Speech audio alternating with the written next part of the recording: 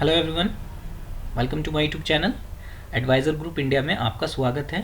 तो चलिए फ्रेंड्स, आज की इस वीडियो को स्टार्ट करने से पहले आज का टॉपिक जान लेते हैं कि हमारा इस वीडियो का टॉपिक क्या रहने वाला है। देखिए फ्रेंड्स, आज की इस वीडियो में हम आपसे बात करने वाले हैं GSTR 3B के न्यू इंटरफेस की। जी हाँ फ्रेंड्स, अभी रिसेंटली जो चेंजेस हुए हैं GST में, उसमें अब आपको जो GSTR 3B जब भी आप फाइल करेंगे तो वहाँ पर आपको GSTR 3B का नया इंटरफेस देखने के लिए मिलता है। कुछ GSTR 3B आपके सिस्टम जनरेटेड होगी, यानी कि R1 से डायरेक्ट डेटा को ट्रांसफ़र कर दिया जाएगा GSTR 3B में। क्योंकि आप सब जानते हैं कि आपकी जो मंथली GST रिटर्न होती है उसमें आपको करना क्या होता है कि पहले आपको अपनी R1 यानी कि GSTR 1 फाइल करनी पड़ती है, जिसमें आप अपने सेल्स का डेटा अपलोड करते हैं। यानी कि जिसमें मंथ की आप अपनी GSTR 1 फाइल करते हैं तो आप GSTR 1 में ये बताते हैं टैक्स डिपार्टमेंट को कि भाई हमारी कितनी सेल्स रही है। उसके बाद में आपको उस सेल्स यानी कि टैक्स सेल्स पर जितनी आपकी टैक्स की लायबिलिटी बनती है, जितना आपको टैक्स पे करना होता है, उसे आप अपनी GSTR 3B में पे करते हैं डिपार्टमेंट को। तो यहाँ पर जो GSTR 3B का नया इंटरफेस आया है, यहाँ पर आज इस वीडियो में हम आपको लाइव दिखाएंगे कि आपको उसमें क्या क्या देखने के लिए मिलेगा और उसका सब का क्या मतलब रहने वाला है और आप अपनी GSTR 3B कैसे फाइल करेंगे। इसके साथ साथ यहाँ पर आपको एक और बात बतानी है कि जो नया रूल आया है ITC क्लेम करने का, रूल 36 सब रूल 4, उसके लिए हम सेपरेट एक नई वीडियो बनाएंगे आपके लिए, जिसमें हम आपको डिटेल में बताएंगे कि अब जब भी आप अपनी GSTR 3B में ITC क्लेम करेंगे तो उसमें आपको रूल 36 सब रूल 4 को फॉलो करना है और तभी आप अपना ITC क्लेम कर सकेंगे। यहाँ सिर्फ हम ये वीडियो आपके लिए बना रहे हैं GSTR 3B का नया इंटरफेस समझने के लिए और कैसे आप अपनी GSTR 3B को फाइल करेंगे। तो सबसे पहले जैसे आपको पता है कि अपने GST डैशबोर्ड पर आप लॉगिन कर लेंगे। उसके बाद में आपको डैशबोर्ड पर आना है और रिटर्न्स पर आना है। इसके बाद में यहाँ पर आपको दो टैब देखने के लिए मिलती है, फाइनेंशियल ईयर और दूसरी return filing period. Financial year में आप वह फाइनेंशियल ईयर सेलेक्ट करते हैं जिस फाइनेंशियल ईयर के लिए आप अपनी GST रिटर्न फाइल करने जा रहे हैं। हमने 2021 ऑलरेडी सेलेक्ट कर रखा है, ठीक है। और रिटर्न फाइलिंग पीरियड में आप वह पीरियड सेलेक्ट करते हैं जिस मंथ के लिए आप अपनी GST रिटर्न को फाइल कर रहे हैं। तो हम यहाँ पर आपकी जो रिटर्न फाइल कर रहे हैं वो नवंबर मंथ की कर रहे हैं GSTR 3B। तो इसके लिए हम जैसे सर्च पर क्लिक करते हैं तो हमने R1 अपने क्लाइंट की ऑलरेडी फाइल कर रखी है, तो यहाँ पर आप व्यू पर जाकर इसको चेक भी कर सकते हैं। तो जब भी आप अपनी R1 का डेटा अगले महीने की 11 तारीख तक के सबमिट कर देते हैं तो आपकी जो R1 का डेटा होगा, अब न्यू जब GSTR 3B का इंटरफेस आया है और GSTR 3B में आपका R1 का डेटा ऑटोमेटिक ट्रांसफ़र हो जाएगा, यानी कि सिस्टम जनरेटेड आपको GSTR 3B देखने के लिए मिलने वाली है। अब ये यहाँ पर आपको क्या क्या चीज़ें देखने के लिए मिलेगी ये हम आपको बताने वाले हैं। तो देखिए, हमने अपनी GSTR 1 में अपने सेल्स का डेटा अपलोड कर रखा है, जिसमें हमारी टोटल वैल्यू जो बन रही है 1,09,118 रुपये 12 पैसे, यानी कि टोटल इन्वॉइस वैल्यू जो थी, और उसकी जो टैक्सेबल वैल्यू थी 1,03,922 रुपये देखने के लिए मिल रही है। और हमारी जो टैक्स की लाइबिलिटी बनी है नवंबर मंथ में वे 5,196 रुपये 12 पैसे बनी है। और यहाँ पर आपको देखिए, हमने इसी तरीके से अपनी HSN समरी और डॉक्यूमेंट कितने इशू हुए हैं यहाँ पर हमने सब चीज़ें मेंशन कर रखी हैं और अपनी GSTR 1 को कंप्लीट फाइल कर रखा है। आपको यहाँ पर समझाने के लिए हमने अपनी GSTR 1 को अभी ओपन किया है, जिससे कि आप आसानी से समझ सकें कि जब आप GSTR 3B फाइल करेंगे तो वहाँ पर आपको अपना GSTR 3B का इंटरफेस कैसे देखने के लिए मिलता है। तो चलिए टाइम ना वेस्ट करते हुए हम जल्दी से अपनी GSTR 3B पर आ जाते हैं, जो कि नवंबर मंथ की हम आपको लाइव फाइल करके दिखाएंगे कि अब नया इंटरफेस तो आ गया, लेकिन आपको किन किन बातों को ध्यान में रखना पड़ेगा। तो यहाँ पर हम रिटर्न फाइलिंग पीरियड में नवंबर सेलेक्ट करते हैं, सर्च पर क्लिक करते हैं। इसके बाद में आपको देखिए मंथली रिटर्न GSTR 3B, यहाँ पर आपको उसकी ड्यू डेट देखने के लिए मिल जाएगी। 24 दिसंबर 2020 लास्ट डेट रहने वाली है। प्रिपेयर ऑनलाइन पर क्लिक करेंगे और जैसे आप प्रिपेयर ऑनलाइन पर क्लिक करेंगे तो यहाँ पर आपको देखिए अब इस तरह का इंटरफेस देखने के लिए मिलता है। पहले आपको बहुत सारे क्वेश्चंस को सिलेक्ट करना पड़ता था कि भाई आपकी इंटर स्टेट सप्लाई रही है या नहीं रही है। आपको बहुत सारी चीज़ें देखने के लिए मिलती थी, जिसमें आपको सेलेक्ट करना पड़ता था क्या आपका कोई इनपुट टैक्स क्रेडिट था नवंबर मंथ के लिए। तो यहाँ पर अब ऐसा नहीं है, आपको सिंपल सा पूछा जाता है do you want to file nil return. अगर आपकी नील रिटर्न होती है तो आप यस पर क्लिक करते हैं और नेक्स्ट पर क्लिक करके आगे बढ़ जाते हैं और उसको ई-वेरीफाई कर देते हैं EVC से, तो आपकी रिटर्न नील की फाइल हो जाती है। लेकिन यहाँ पर अगर आपकी कोई टैक्स की लायबिलिटी बनती है तो उस केस में आप नील रिटर्न नहीं फाइल कर सकेंगे। और यहाँ पर आपको बताया भी गया है कि आप किन किन कारणों से नील रिटर्न फाइल नहीं कर सकते हैं और किन कारणों से नील रिटर्न फाइल कर सकते हैं। आप इसको पढ़ के भी देख लीजिए। हमारे केस में टैक्सेबल वैल्यू रही है, हमारी टैक्स की लायबिलिटी है, तो हम नो करते हैं और नेक्स्ट पर आगे बढ़ जाते हैं। अब जैसे ही आप नेक्स्ट पर क्लिक करते हैं तो नई GSTR 3 में आपको सबसे पहले एक पॉपअप मैसेज देखने के लिए मिलता है। यहाँ पर देखिए आपको मेंशन भी कर रखा है system generated summary for GSTR 3B। ये फ्रेंड्स जो सिस्टम जनरेटेड समरी जो है GSTR 3B की, यहाँ आपको इसका क्या मतलब है? देखिए ये कहाँ से ऑटोमेटिक सिस्टम जनरेटेड हो रही है। ये सिस्टम जनरेटेड जो हो रही है वो आपके GSTR 1 से डेटा यहाँ पर ट्रांसफ़र किया गया है आपके GSTR 3B में। क्योंकि पहले आपको पता है कि पहले आपको अपनी GSTR 3B जब फाइल करते थे तो वहाँ पर आउटवर्ड सप्लाईज अलग अलग आपको मेंशन करनी पड़ती थी, जो कि आप R1 में ऑलरेडी कर चुके होते थे। तो टाइम ना वेस्ट होते हुए इसीलिए डिपार्टमेंट ने ये कहा है कि R1 की जो डेटा होगा वो ऑटोमेटिक GSTR 3B में ट्रांसफ़र हो जाएगा। और ये डिपार्टमेंट का बहुत अच्छा स्टेप भी है आप लोगों के लिए। कभी कभी आपसे गलती क्या होती थी कि R1 का डेटा और 3B का डेटा मैच नहीं होता था और आप टैक्स की लायबिलिटी ऊपर या नीचे पे कर देते थे, जिससे कि आपको नोटिस सर्व हो जाता था। अब ऐसा नहीं होगा, ऑटोमेटिक आपका GSTR 1 से डेटा रिफ्लेक्ट हो जाएगा GSTR 3B में। तो यहाँ पर देखिए कुछ टेबल्स आपको दी गई हैं इसमें GSTR 3B टेबल, जिसमें पॉइंट वाइज आपको डिटेल भी दी गई है। 3.1 आपको हम दिखाएंगे 3.1 क्या है। इसमें एक GSTR 3B में टेबल होती है जिसका नाम है 3.1। अब उसके कुछ अंदर जैसे ही आप 3.1 टेबल पर क्लिक करेंगे तो वहाँ पर आपको पॉइंट देखने के लिए मिल जाते हैं small a b c e। और यहाँ पर इसी तरीके से 3.2 की जो टैब आपको GSTR 3B में देखने के लिए मिलेगी, तो यहाँ पर उसको वो भी मेंशन किया गया है सोर्स फ्रॉम। सोर्स फ्रॉम क्या है? देखिए जहाँ से डेटा GSTR 3B में आया है उसको हम सोर्स बोलते हैं कि हमारा सोर्स क्या रहा है डेटा का। तो यहाँ पर देखिए बताया गया GSTR 1 से, यानी कि जो GSTR 3B का पॉइंट 3 टेबल 3.1 होगी और 3.2 होगा, और उनकी जो point A B C E में जो आपकी टैक्सेबल वैल्यू और जो टैक्स की लायबिलिटी मेंशन की गई है वो आपके GSTR 1 से ऑटोमेटिक रिफ्लेक्ट होकर अब GSTR 3B में आ जाएगी।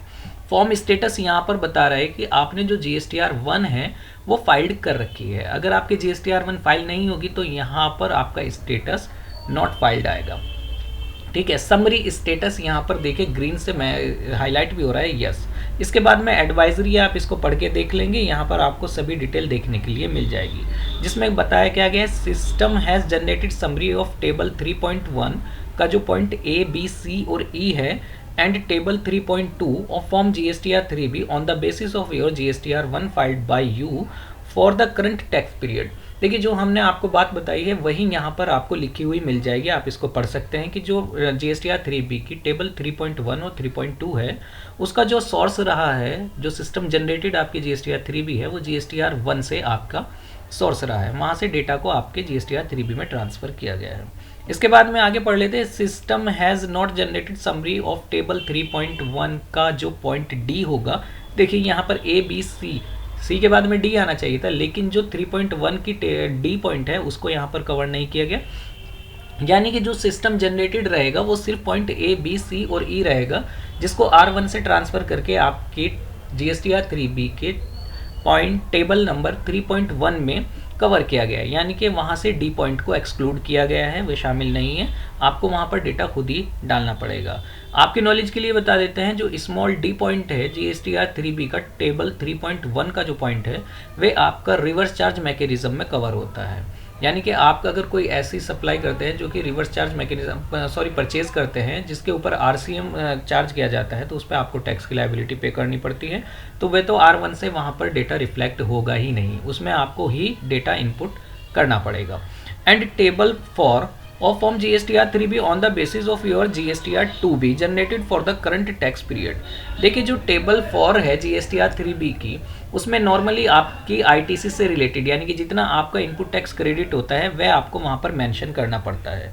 तो आपको पता है ITC का जो डेटा आपका आता है वो या तो GSTR 2A या GSTR 2B से आता है, क्योंकि अभी रिसेंटली चेंजेस हुआ था कि पहले GSTR 2A होता था, अब लेकिन GSTR 2A का डेटा GSTR 2B में ट्रांसफ़र किया जाता है अगले महीने की 11 तारीख तक के डिपार्टमेंट कट ऑफ तैयार कर लेता है और आपका जितना एलिजिबल डेटा होता है वो आपके ITC का वो आपका GSTR 2B में ट्रांसफ़र हो जाता है।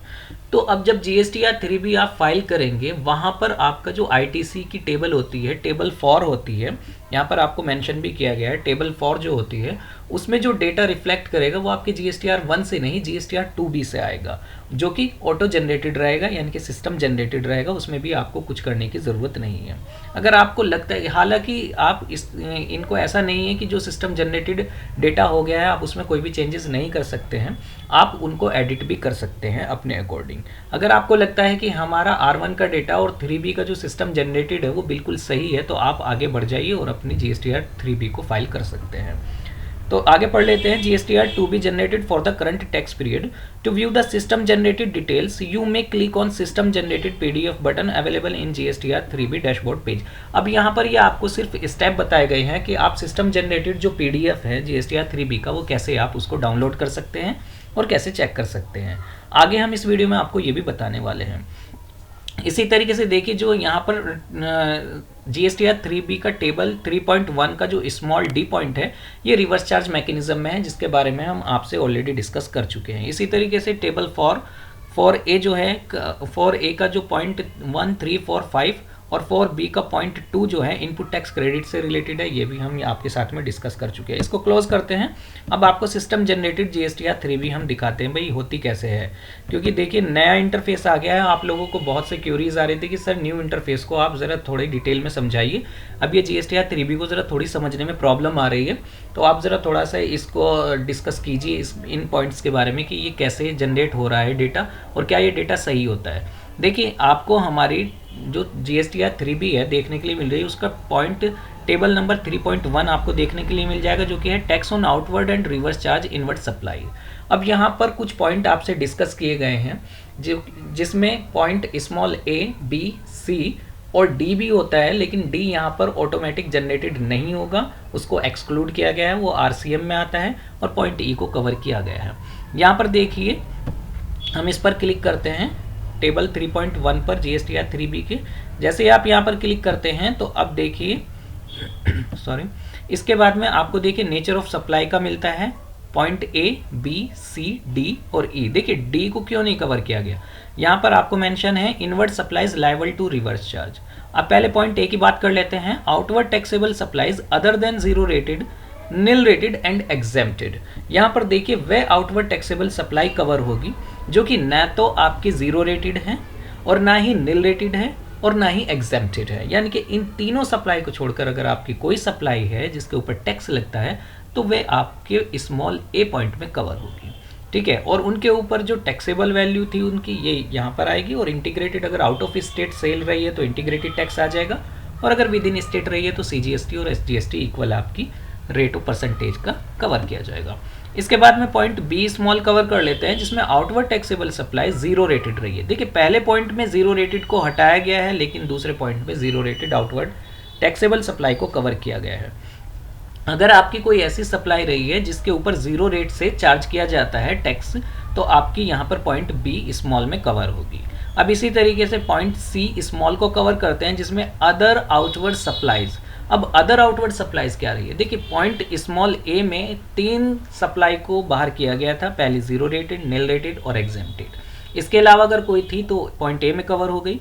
उसके बाद में पॉइंट B में आपकी जीरो रेटेड कवर की गई, और अब हमारी बच कौन सी जाती है, 2, नील रेटेड और एग्जेम्प्टेड, वो पॉइंट C में कवर कर ली गई है। और पॉइंट D को देखिए यहाँ पर एक्सक्लूड किया गया है सिस्टम जनरेटेड समरी से, क्योंकि ये inward supplies liable to reverse charge यानी कि RCM के केस में कवर की जाती है। अगर आप कोई ऐसी इनवर्ट सप्लाईज यानी कि कुछ ऐसा परचेज करते हैं जिस पे RCM कवर होता है, तो वहाँ पर आपको ही टैक्स पे करना होता है। तो यहाँ पर पॉइंट D में वो आएगा, जो कि आप R1 में मेंशन नहीं करते, तो इसलिए यहाँ पर इस पॉइंट को एक्सक्लूड किया गया है, क्योंकि यहाँ पर डेटा आपको ही इनपुट करना पड़ेगा। Point E non GST outward supplies, ये भी एक सप्लाई होती है जिसके ऊपर नॉन GST यानी कि कोई ऐसी सप्लाई है जिसके ऊपर GST चार्ज नहीं की जाती, वो पॉइंट E में कवर की जाएगी। तो हमने GSTR 3B की टेबल 3.1 आपको डिटेल में समझा दी है। सॉरी, अब बात करते हैं, देखिए हम इंटर स्टेट सप्लाई की, यानी कि GSTR 3B के पॉइंट 3.2 की। अब यहाँ पर होता क्या है, देखिए पहले आपको ये टेबल अभी भी वही है, पहले भी यही थी। देखिए यहाँ पर सिर्फ आपको वह सप्लाई मेंशन करनी पड़ती है जो कि आपकी आउट ऑफ स्टेट रही होगी टैक्सेबल सप्लाई, यानी कि सिर्फ यहाँ पर आपको मेंशन करना होता है कि भाई हमारी कितनी सप्लाई आउट ऑफ स्टेट रही है। तो ये भी सिस्टम जनरेटेड है, लेकिन आप ये कहेंगे कि सर यहाँ पर सिस्टम जनरेटेड तो है लेकिन यहाँ पर मेंशन क्यों नहीं हो रही है। जी हाँ फ्रेंड्स, ऐसा इसलिए क्योंकि इन सब चीज़ की डिटेल आपको जब सिस्टम जनरेटेड जीएसटीआर 3B पर क्लिक करेंगे और इसको आपको हम पीडीएफ की फॉर्म में डाउनलोड करके दिखाएंगे तो यहाँ पर आपको इन डिटेल में समझ में आ जाएगा। ठीक है, अब बढ़ते हैं। लेकिन यहाँ पर आपको ये माइंड में ज़रूर रखना है, जो आपने डिटेल जीएसटीआर 1 में डाली है तो वही डिटेल यहाँ पर ऑटोमेटिक सिस्टम जनरेटेड रहेगी जीएसटीआर 3B के टेबल 3.2 में। इसके बाद में एलिजिबल आईटीसी यानी कि टेबल 4 की बात करते हैं, तो यहाँ पर जो डेटा रिफ्लेक्ट होने वाला है फ्रेंड्स वो आपकी जीएसटीआर 2B से आएगा जो कि सिस्टम जनरेटेड रहेगा, यानी कि जितनी आपकी एलिजिबल आईटीसी रहेगा, इनपुट टैक्स क्रेडिट रहेगा, वह आपका ऑटोमेटिक टेबल 4 में कवर हो जाएगा जीएसटीआर 3B की। यहाँ पर भी आपको डेटा डालना नहीं पड़ेगा। हमारे केस में नहीं था तो देखिए यहाँ पर नहीं आ रहा है। इसके बाद में exempt, nil and non GST inward supplies अगर आपकी रही होगी तो टेबल 5 में आ जाएगी। इंटरेस्ट एंड लेट फीस, देखिए इस चीज़ से रिलेटेड हमने इस चैनल पर अपने ऑलरेडी एक वीडियो बनाई है जिसमें हमने आपको एक कैलकुलेटर बनाकर दिया है जिससे कि आपके ऊपर लगने वाली लेट फीस और इंटरेस्ट की कैलकुलेशन आप आसानी से कर सकते हैं। अगर आपने वह वीडियो नहीं देखी है तो आप हमारे चैनल को सब्सक्राइब कर लीजिए और हमारे वीडियो सेगमेंट में जाकर उस वीडियो को विजिट कर सकते, चेक कर सकते हैं, उस कैलकुलेटर को यूज़ कर सकते हैं, जिससे कि आपको आसानी से पता चल जाएगा कि अगर आप ड्यू डेट के बाद में अपनी जीएसटीआर 3B फाइल करते हैं, यानी कि R1 और जीएसटीआर 3B में जितना डिफरेंस आपका होता है ड्यू डेट के बाद में, उसके ऊपर आपको लेट फीस और इंटरेस्ट देना पड़ता है अगर आपकी टैक्स की लायबिलिटी थी उस मंथ में, जिस मंथ की आपने जीएसटीआर 3B को लेट फाइल किया है। अब यहाँ पर देखिए अगर आपकी कोई इंटरेस्ट या लेट फीस होगी वो ऑटोमेटिक कैलकुलेट होकर आएगी। इंटरेस्ट आपको खुद को ही कैलकुलेट करना पड़ता है। और अगर आपकी कोई exempt, nil and non GST inward supplies थी तो वह भी यहाँ पर आपको डालनी पड़ेगी। अब बात करते हैं सिस्टम जनरेटेड जीएसटीआर 3B। ये टैब भी आपको देखने के लिए अब मिल रही है क्योंकि नया इंटरफेस आपको जब जीएसटीआर 3B का मिल रहा है। इसी से रिलेटेड हमारे पास में बहुत सी क्यूरीज आ रही थी कि सर जीएसटीआर 3B के ऊपर डिटेल में वीडियो बनाइए, जो कि अभी रिसेंटली चेंजेस हुआ है, इंटरफेस बिल्कुल भी समझ नहीं आ रहा है कि करना क्या है और कैसे चेक करना है। तो सिंपल सी बात है भैया, सिस्टम जनरेटेड जीएसटीआर 3B पर आप क्लिक करेंगे। जैसे ही आप इस पर क्लिक करते हैं तो यहाँ पर देखिए ये पीडीएफ की फॉर्म में हम इसको ओपन कर लेते हैं। ओके कीजिए। जैसे ही आप ओके करते हैं तो देखिए पीडीएफ की फॉर्म में ओपन हो गया है। यहाँ पर सबसे ऊपर आपको लिखा हुआ नजर आ रहा है form GSTR 3B system generated summary. यहाँ पर आपको फाइनेंशियल ईयर देखने के लिए मिल जाएगा। टैक्स पीरियड यहाँ पर देखिए नवंबर आपको देखने के लिए मिल रहा है। इसके बाद में आपको आपकी डिटेल मिल जाएगी कितनी आपके ऊपर। देखिए जीएसटीआर 3B की जो टेबल 3.1 है वह आपको टोटल देखने के लिए मिल जाएगी, यानी कि ए पॉइंट, और उसमें आपकी कितनी टैक्सेबल वैल्यू है, कितनी टैक्स की लायबिलिटी बनी है। हमारे केस में विद इन स्टेट हमारी सभी क्लाइंट की सेल्स रही है तो यहाँ पर आईजीएसटी आपको देखने के लिए नहीं मिलेगा।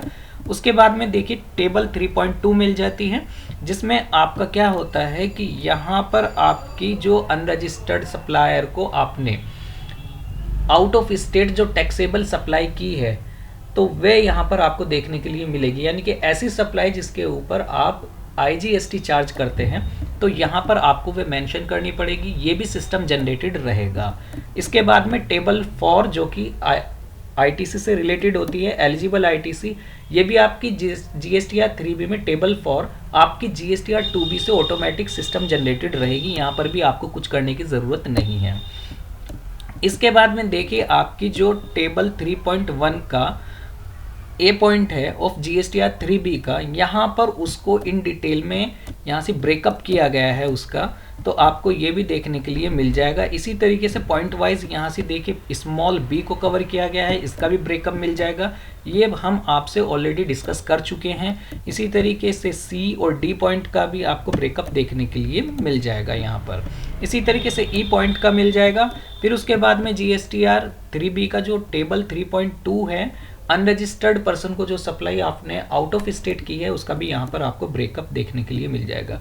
यानी कि सिंपल सी बात यह है कि आपको जो सिस्टम जनरेटेड जीएसटीआर 3B रहने वाली है उसका आपको टोटल ब्रेकअप देखने के लिए मिल जाता है जब आप उसको पीडीएफ की फॉर्म में डाउनलोड करते हैं। तो इस तरीके से आपको अगर ये लगता है तो हम देखिए पीछे आ जाते हैं, यहाँ पर इसको कैंसिल करते हैं। तो अब हम अपनी GSTR 3B पे आ गए हैं। आपको देखिए अगर टेबल 3.1 GSTR 3B की अगर आपको यहाँ पर देखिए आपकी जो टैक्स की लायबिलिटी है वह आपकी मैच कर रही है कि आप उससे सेटिस्फाई है कि जितनी हमारी GSTR 1 में आनी चाहिए थी उतनी ही GSTR 3B में आ रही है। तो आपको कुछ भी करने की ज़रूरत नहीं है, आप आगे बढ़िए और अपनी GSTR 3B को कंप्लीट कीजिए। उसी तरीके से इंटर स्टेट सप्लाई सिर्फ मेंशन करने के लिए होता है कि आपने अनरजिस्टर्ड पर्सन को आउट ऑफ स्टेट कितना माल सप्लाई किया है, ये भी सिस्टम जनरेटेड रहने वाला है। इसके बाद में आपको सिर्फ टेबल 4 पर फोकस करना है। इससे रिलेटेड हम एक सेपरेट वीडियो बनाने वाले हैं, क्योंकि ITC अब जब आप GSTR 3B में क्लेम करेंगे तो आपको न्यू रूल जो इंसर्ट किया गया है GST में, जिसको बोलते हैं रूल 36 सब रूल 4, आपको उससे रिलेटेड हम एक अलग वीडियो बनाएंगे। और अब आपको जब भी GSTR 3B में अपना ITC क्लेम करना होगा तो आप उसी रूल के अकॉर्डिंग कर पाएंगे, अदरवाइज आप नहीं कर पाएंगे। इसके बाद में देखिए अगर कोई आपके exempt, nil and non GST inward supply है तो वो आप उसको चेक कीजिए, और अगर कोई लेट फीस या कोई इंटरेस्ट बनता है तो आप उसको कैलकुलेट करके यहाँ पर आप सबमिट कर सकते हैं। उसके बाद में सिंपल आपको अगर लगता है कि ठीक है तो सेव GSTR 3B पर क्लिक कीजिए। उसके बाद में आपको करना क्या है, प्रीव्यू करना चाहते हैं तो ड्राफ्ट GSTR 3B का प्रीव्यू भी कर सकते हैं। अगर नहीं करना चाहते हैं तो आप मत कीजिए। उसके बाद में प्रोसीड टू पेमेंट पर क्लिक कीजिए, और प्रोसीड टू पेमेंट पर क्लिक करने के बाद आपकी जितनी टैक्स की लायबिलिटी बनती है ITC, अगर आप ITC से सेट ऑफ कराना चाहते हैं, अगर आपका है तो ITC से कराइए, अगर नहीं है तो आप सिंपल क्रिएट चालान पर क्लिक कीजिए।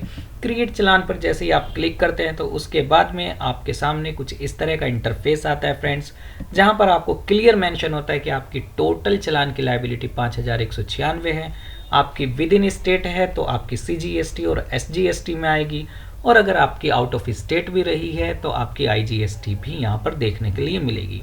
उसके बाद में आपको पेमेंट्स मोड सेलेक्ट कर लेना है। आप ई पेमेंट से करना चाहते हैं, ओवर द काउंटर यानी कि चालान के थ्रू करना चाहते हैं, नेफ्ट या RTGS करना चाहते हैं, हम ई पेमेंट को सेलेक्ट कर लेते हैं। उसके बाद में जनरेट चालान पर क्लिक करना है। उसके बाद में जैसे ही आप आएंगे तो यहाँ पर हम प्रेफर्ड बैंक सेलेक्ट कर लेते हैं, हम नेट बैंकिंग सेलेक्ट कर लेते हैं। नेट बैंकिंग में आपका कौन सा बैंक है आप उसको सेलेक्ट कीजिए। हम HDFC बैंक को सेलेक्ट करते हैं, SBI को सेलेक्ट करते हैं,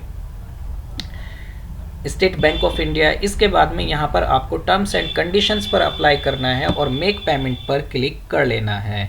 मेक पेमेंट पर जैसे ही आप क्लिक करेंगे तो देखिए यहाँ पर आपको SBI की लॉगिन आईडी, यूज़र नेम और पासवर्ड डालना होगा, और पासवर्ड और लॉगिन आईडी जैसे ही आप डालेंगे तो उसके बाद में आपका पेमेंट कंप्लीट हो जाएगा। अगर आप चाहते हैं कि हम आपको ये भी सब चीज़ दिखाएं तो चलिए हम आपको ये भी दिखा ही देते हैं। इसमें हम अपना यूज़र नेम डाल लेते हैं, इसके बाद में हम अपना यहाँ पर पासवर्ड एंटर कर लेते हैं। उसके बाद में आपको लॉगिन पर क्लिक कर लेना है। सबसे पहले तो आपको पर्सनल बैंकिंग सेलेक्ट करनी है। उसके बाद में आपको अपना यूज़र नेम डालना है। इसके बाद में आपको अपना पासवर्ड एंटर कर लेना है। तो देखिए यहाँ पर कुछ मिस्टेक हो रही है, तो आप सिंपल सी बात है, जैसे ही आप यहाँ पर क्लिक करेंगे तो उसके बाद में चलिए तो हम यहाँ पर दिखा ही देते हैं आपको।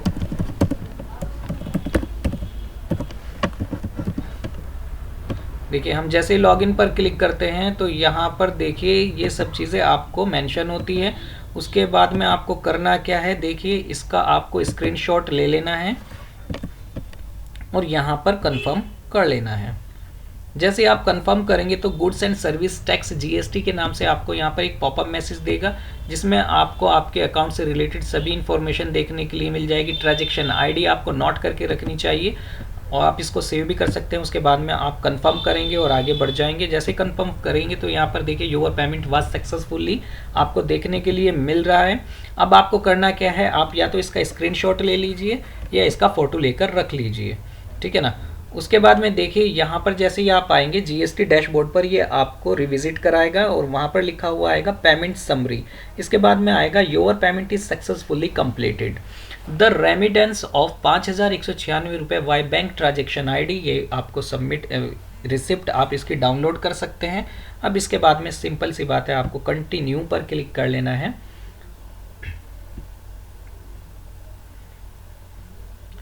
जैसे आप कंटिन्यू पर क्लिक करेंगे तो उसके बाद आपको यहाँ पर make payment post credit to ledger करना है, यानी कि आपका जो अमाउंट है, आपने जो चालान सबमिट किया है, चालान जनरेट किया है, उसका पैसा आपके कैश लेजर में ट्रांसफ़र हो जाता है। अब उस कैश लेजर से आपको अपनी टैक्स की लायबिलिटी को सेट ऑफ करना पड़ता है। तो यहाँ पर आप यस करेंगे तो देखिए ऑफसेट सक्सेसफुली, यानी कि आपने कैश लेजर से अपनी लायबिलिटी यानी कि टैक्स का जो पेमेंट था वो ऑफसेट सक्सेसफुली करा चुके हैं। आप इसके बाद में ओके पर क्लिक करेंगे। उसके बाद में जैसे ही आप ओके पर क्लिक करेंगे तो प्रोसीड टू फाइल पर आपको क्लिक कर लेना है और उसके बाद में आपको अपना सिंपल ईवीसी कर लेना है।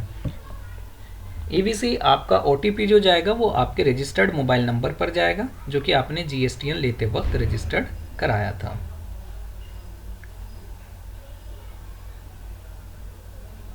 देखिए ओटीपी जनरेट होने में कुछ वक्त लग सकता है। देखिए हमने ओटीपी यहाँ पर वेरीफाई कराया, तो उसके बाद में देखिए फाइलिंग सक्सेसफुली। इस तरीके से आपकी GSTR 3B जो कि नए इंटरफेस में आपको देखने के लिए मिल रही है, आपको आसानी से फाइल कर लेनी है। तो आई थिंक फ्रेंड्स ये वीडियो आपको अच्छी लगी होगी, और अगर सच में इंपॉर्टेंट लगी है तो इसे अपने फ्रेंड के साथ में शेयर करना मत भूलना। और आप अगर अभी तक आपने हमारे चैनल को सब्सक्राइब नहीं किया तो फ्रेंड्स आप हमारे चैनल को सब्सक्राइब कर सकते हैं। और फ्रेंड्स देखिए अगर आप हमारी पेड सर्विसेज भी अवेल करना चाहते हैं तो आप हमें कांटेक्ट कर सकते हैं www.gstnation.com पर जाकर। वहाँ पर हम आपकी सभी जीएसटी से रिलेटेड सभी मंथली या क्वार्टरली जो भी है आपकी जीएसटी रिटर्न की फ्रीक्वेंसी, उसको विद इन ड्यू डेट आपकी कंप्लीट करते हैं, जिससे कि आपके ऊपर ना तो कोई लेट फीस आती है, ना ही कोई इंटरेस्ट आपको देना पड़ता है। तो फ्रेंड्स चलिए फिर मिलते हैं किसी नई वीडियो में किसी नए टॉपिक पर। तब तक के लिए आप अपना बहुत ख्याल रखिए और इसी तरीके से हमारे यूट्यूब चैनल को देखते रहिए। Thank you so much.